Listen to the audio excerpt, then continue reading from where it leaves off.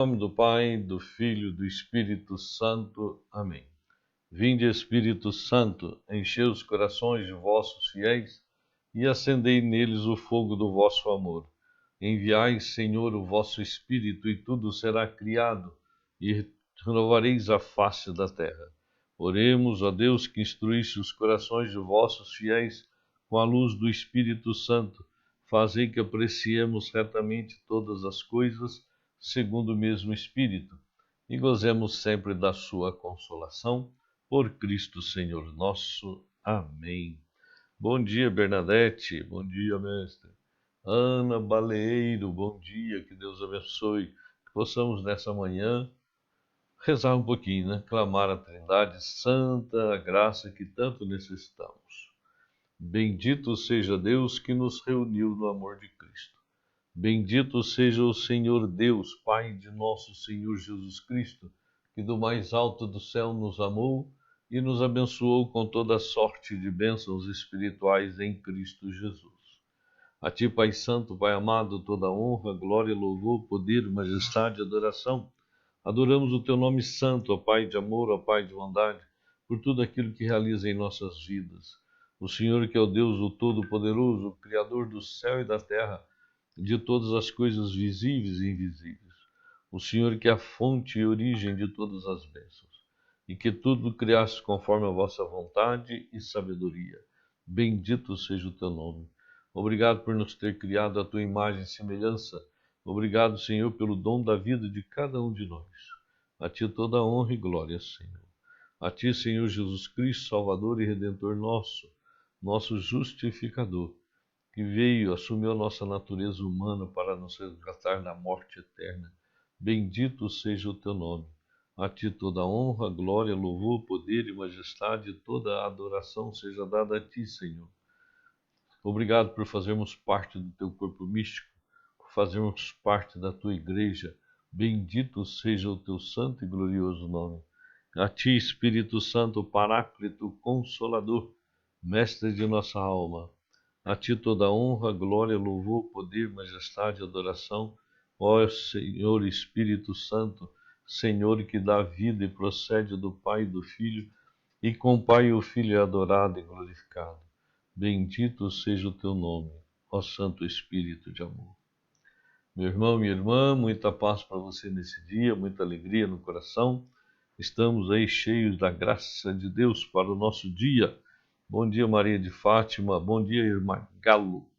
Bom dia a cada um de vocês que estão conosco, Nelma Antunes.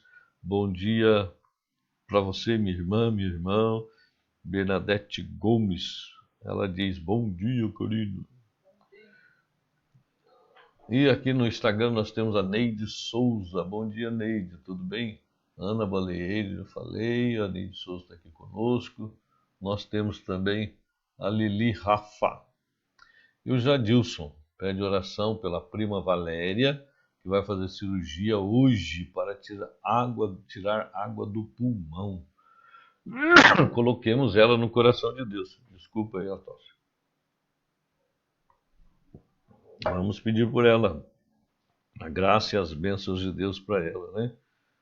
Água no pulmão não é fácil, não. Marta Helena dos Reis, bom dia. Que Deus abençoe a cada um de nós. Hoje nós estamos celebrando uma excelente festa, né? A festa de São Mateus, né? Evangelista, apóstolo, né? O grande homem de Deus, cobrador de imposto, publicano, e que foi chamado por Jesus, né? Amém? Vamos pegar aí Mateus, capítulo 9, versículos de 9 a 13, tá bem? É isso mesmo, Karina? É. Karina falou que tá falido. Tá bem? Evangelho de Mateus, capítulo 9, versículos 9 a 13. A Eliana está dizendo que já compartilhou. Amém, muito obrigado. Vamos lá. Partindo dali, Jesus viu um homem chamado Mateus, que estava sentado no posto do pagamento das taxas. Disse-lhe, segue-me. O homem levantou-se e o seguiu. Como Jesus estivesse à mesa na casa desse homem, numerosos publicanos e pecadores vieram e sentaram-se com ele e seus discípulos. Vendo isso, os fariseus disseram aos discípulos: Por que come vosso mestre com publicanos e com os pecadores? Jesus, ouvindo isso, respondeu-lhes: Não são os que estão bem que precisam de médico, mas sim os doentes. Ide aprendei o que significam estas palavras: Eu quero a misericórdia e não o sacrifício. Eu não vim chamar os justos, mas os pecadores. Palavra da salvação. Glória a vós, Senhor. Amém? Bom dia, Niele. Tudo bem, minha querida? Muita paz para você, muita alegria. Pois bem, meu irmão, minha irmã, nós estamos aqui diante da pessoa de Mateus ou Levi, né? Os outros evangelistas chamam ele de Levi. O evangelho de Mateus fala Mateus, né? Levi, que depois passou a ser chamado de Mateus. Mas na verdade não é assim, não. Levi é o nome dele em aramaico, Mateus é o nome dele em grego, tá bom? Então tem essa diferença. Mateus ele tinha um envolvimento muito com a cultura grega, helenista. Essa era a cabeça de Mateus, era um pouco diferente da cabeça do judeu tradicionalzão, né? Na cabeça de Mateus. Ele era cobrador de imposto. Os cobradores de impostos eram mal vistos por todo mundo, né? Porque eles roubavam, metiam a mão nos outros, etc. Tal, né? E eram ricos, eram cheios de dinheiro, porque na verdade eles passavam a mão mesmo, né? Então Mateus não era uma pessoa assim de muita boa índole, não. Não é? Era um cara meio atrapalhado na sua vida aí. E era chamado de pecador, né? Publicano, pecador, etc. Jesus vai conversar com Mateus e vai jantar na casa de Mateus. Aqui é um absurdo, né? Aos olhos dos fariseus, então, nem se fala o absurdo. Não é isso? Porque naquele momento, Jesus na casa de Mateus, os amigos de Mateus foram para lá, que são os publicanos e pecadores, né? Então a casa dele estava cheia de amigos, certamente estava um jantar muito agradável, né? Um bate-coxa lá, uma música, etc. Tal, que era costume deles, né? Tá certo? E Jesus sentado à mesa lá. Os apóstolos deviam estar tudo tímido no canto lá, meio assim, o que nós estamos fazendo aqui? Porque não era o ambiente que eles estavam acostumados também a viver, e muito menos se relacionar com pessoas pecadoras daquela forma, não é? Então era uma situação bastante complicada. Então, aí os fariseus estavam lá. O que fariseu estava fazendo ali? Só para olhar Jesus e para criticar, né? É só isso que eles se via, né? Botar Jesus na coluna aí, né? Ah, encostar Jesus na parede. Jesus vai falar uma coisa muito importante. Eu não vim para os sãos, eu vim para os pecadores, aqueles que estão doentes, e é para libertar eles. O encontro de Jesus com Mateus foi tão importante, e Jesus encontrou com Mateus na vida de Mateus. Não exigiu de Mateus uma mudança de vida para encontrar com ele, não é isso?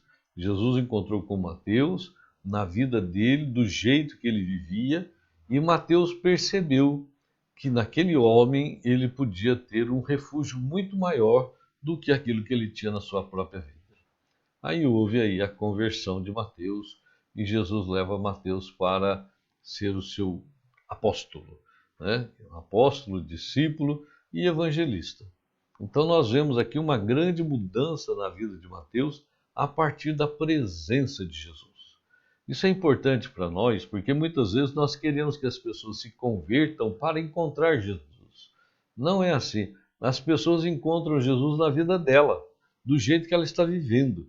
E Jesus entra na vida da pessoa, aí ela muda de vida. Então nós não podemos querer que a pessoa se converta para encontrar Jesus. Não é assim. E muitas vezes nós temos muitos desses problemas em casa, na família e tal.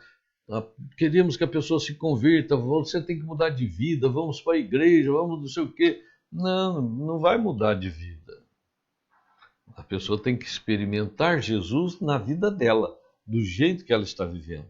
Quando ela tem um experimento de Jesus, quando ela encontra Jesus na vida dela, ela vai perceber: nossa, isso é muito melhor do que o que eu vivo. Aí há uma mudança de vida, há uma transformação na vida da pessoa. E isso é importante para nós. Mateus mudou de vida, porque Jesus entrou na vida dele. Zaqueu mudou de vida, porque Jesus entrou na vida dele, do jeito que ele vivia, e assim ele foi transformado. Entende? Então é importante para nós percebermos a grandeza dessa transformação de Mateus quando Jesus entra na vida de Mateus. Jesus veio chamar os pecadores, aqueles que estão enfermos, aqueles que estão passando por problemas na vida e que não encontram solução. A solução é Jesus. E muitas vezes aqueles que estão numa vida perdida, de hedonismo, de drogas, disso, daquilo, Jesus entra na vida deles e eles mudam de vida. Isso nós temos muitos testemunhos, muitos e muitos testemunhos. Então não queira que a pessoa se converta para encontrar Jesus. Não, a pessoa tem que encontrar Jesus para se converter. Após um encontro pessoal com o Senhor, aí vem a mudança de vida. Não é ao contrário. E muitas vezes nós queremos que isso aconteça ao contrário. Ah, eu quero tanto que o meu filho se converta. Tá bom? Anuncie Jesus para ele, leva Jesus até ele, não leva ele até Jesus. Leva Jesus até ele. Aí ele vai ter uma experiência pessoal com o Senhor. Um outro ponto importante desse evangelho é esse versículo aí que é tirado do livro de Oséias, da carta de Oséias. Eu quero a misericórdia e não o sacrifício. Jesus não está aqui se referindo à penitência, não está referindo a jejum. Muitas pessoas pegam esse texto para dizer que não precisa mais fazer penitência e jejum. Não é isso que Jesus está falando. O povo desse período, aí na época de Jesus, está vivendo dentro da lei judaica a questão do puro e do impuro. E qualquer coisa que eles façam, eles estão impuros. E eles têm que ir lá no templo, né, fazer um sacrifício de uma rolinha, de uma pombinha, de um carneiro, para ficar purificado daquela contaminação. Então, se um fariseu ele toca num publicano, num pecador, ele já está impuro. Né? Lembra lá da parábola do bom samaritano, que o cara estava descendo de Jerusalém para Jericó, foi assaltado, estava lá todo cheio de sangue, passou um levita, não pôs a mão, passou um sacerdote, não pôs a mão. Passou um samaritano, que não tinha nada a ver com a lei do puro e do impuro, pegou o cara e cuidou do cara. Jesus está falando, eu não quero esse sacrifício no templo, eu não quero esse sacrifício de animais, eu não quero o seu sacrifício em cima de uma lei de 600 e tantas leis, eu não quero esse sacrifício. Não é isso que faz você santo. O que faz você santo é a misericórdia, é o amor ao próximo. Então não adianta ficar ali na casa de Mateus condenando os publicanos pecadores, apontando o dedo, dizendo que eles são pecadores. Não adianta, não é isso que vai fazer eles se salvarem, mas é o amor, é o acolhimento da graça, da misericórdia. É isso que nós temos que entender. Quando nós vemos pessoas que estão no caminho errado, na nossa família, na nossa casa, na nossa comunidade, quando nós vemos pessoas que estão passando por esses problemas, não é acusá-los, não é apontar o dedo, não é comentar com o outro, olha como é que está a vida do fulano, olha o que o fulano está fazendo na sua vida. Não é isso que vai levar ele à salvação. O que vai levar à salvação é amar ele, amar aquela pessoa, é realizar a graça de Deus na vida dela, amando, tendo misericórdia, perdoando. Aí sim, é esse o caminho. E Jesus nos chama para esse caminho. Então não é simplesmente um sacrifício de jejum e penitência. Não, é o amor ao próximo, a caridade. Não é a lei por lei, como os judeus faziam. Não é a lei que leva lá o sacrifício de animais lá no templo. Não, não. Não é a lei do puro e do impuro. Não, não, não. Não é isso, não é isso. Não é isso. O que leva a pessoa a Deus é o amor, é a misericórdia, é a caridade. E é o que Jesus está falando para nós hoje. Seja para o seu próximo um motivo de amor, de caridade, de perdão. Aí sim. Aí o próximo estará cheio da graça de Deus. Um outro aspecto importante nós vemos é que Mateus escreveu o Evangelho, né? Na verdade é assim, Mateus pregou ali no sul da Síria, norte da Galileia, foi aonde ele formou a sua comunidade de irmãos, de discípulos, não é isso? Ele escreveu os ditos de Jesus, as palavras de Jesus em aramaico. Isso foi o texto de Mateus escrito em aramaico, não é isso? Depois, esse texto, aí já havia o Evangelho de Marcos e o Evangelho de Lucas, foi adaptado algumas coisas dos outros evangelhos no Evangelho de Mateus, e assim ficou o final do Evangelho, como nós temos hoje, da redação do Evangelho, não é isso? Então, ele é um evangelho muito forte, muito bem escrito, e nós já estudamos um pouco Mateus, vimos que ele é dirigido essencialmente para o povo judeu que se tornou cristão, tá certo? Então, dentro do evangelho de Mateus, nós vemos o evangelho do reino, o cumprimento da antiga aliança em Cristo, aquilo que foi falado no Antigo Testamento aconteceu em Jesus, não é isso? O evangelho das bem-aventuranças, né? Lembra? Capítulo 5 de Mateus, o do Sermão da Montanha, as parábolas do reino, o juízo universal, né? São pontos fundamentais do evangelho de Mateus. O reino de Deus, o cumprimento da antiga aliança, as bem-aventuranças aí com o Sermão da Montanha, as parábolas do reino e o juízo universal, capítulo 25 de Mateus. São o núcleo do Evangelho de Mateus, né? Que foi bem escrito, assim visando bem os judeus, mostrando que Jesus é o novo Moisés, é aquele que vem trazer para nós a salvação, a nova lei. Qual a lei? A lei do Espírito. Bem-aventurados os pobres em espírito, bem-aventurados os mansos, não é isso que é as bem-aventuranças. Então, ele é o novo Moisés que veio aprimorar aquilo que estava no Antigo Testamento e veio concluir o Antigo Testamento. Esse é o texto que Mateus traz para nós nesse dia.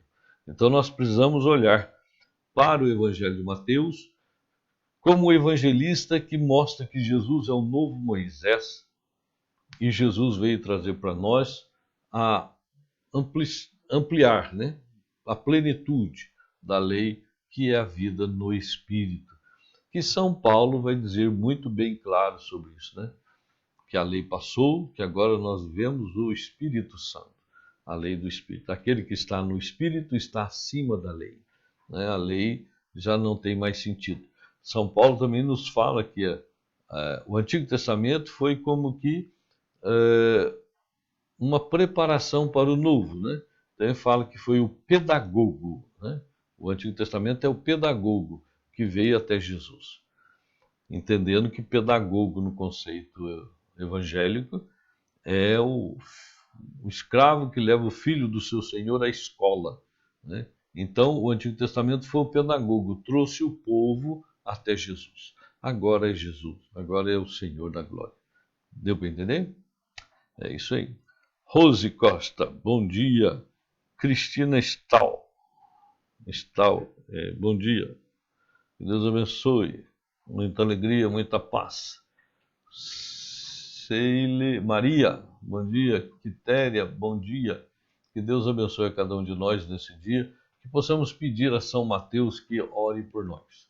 Esse grande homem de Deus que se entregou a Jesus plenamente da sua vida e acompanhou Jesus durante os 3 anos, né? Dos 4 evangelhos, nós lemos 2 que acompanhou Jesus, não é isso? Que é o apóstolo. Mateus e João são 2 apóstolos. Marcos e Lucas são discípulos dos apóstolos, que também escreveram a Sagrada Escritura para nós. Né? Esse é o evangelho, né? Para nós. Tá bem? Com muita alegria, muita paz e muita força nesse dia, e que possamos pedir a Deus que que tenha piedade de nós, derrame sua graça, sua bênção, principalmente nesse período que nós estamos passando de pandemia, tá bem? Hilton Clayton, bom dia, tudo bem, meu irmão? Muita paz. A nossa produtora está mandando avisar que hoje à noite nós temos grupo de oração. O nosso grupo de oração de hoje vai ser dedicado a família. Então nós vamos rezar pelas famílias, tá bem? Eu convido você a estar conosco à noite, tá bom? E que nós possamos ter um bom momento de oração, de louvor, né, pedindo as bênçãos e as graças de Deus para as nossas famílias, hoje à noite, às 7 horas da noite, tá bom? Nós vamos ter o terço 7 horas, o terço mariano, e após o terço, nós temos o nosso grupo de oração com as nossas orações pela família. E não esqueça de quarta-feira, nós temos o nosso discipulado, né? Começou semana passada, então eu convido você. Se você ainda não fez a sua inscrição aí no discipulado, né, pegue aí com a Karina o caminho, faça isso, porque é sala fechada no YouTube, tá? Não está aberto para todo mundo. Você tem que pegar o caminho aí e entrar para você participar. Nós estamos dando uma formação sobre o papel do leigo na igreja, sobre essa novidade que o Espírito Santo traz à igreja, que são as novas comunidades, qual é a visão da igreja em relação a isso e qual é o nosso papel de leigos na igreja, o que o Senhor espera de nós e a igreja também espera de nós dentro do nosso trabalho, tá bom? Então é isso aí. Hoje à noite, então, nós estaremos juntos no grupo de oração, rezando pela família, né? E quem não tem problema na família? Né? Todo mundo tem problema na família. Quem não tem? Todo mundo tem, né? Então vamos pedir a graça de Deus para que o Senhor venha curar, libertar e sarar a nossa família, o nosso pessoal, que o Senhor derrame muita bênção e muita graça. Amém? Que Deus abençoe você, um bom dia, uma boa semana, muita paz e alegria no seu coração. Em nome do Pai, do Filho e do Espírito Santo. Amém.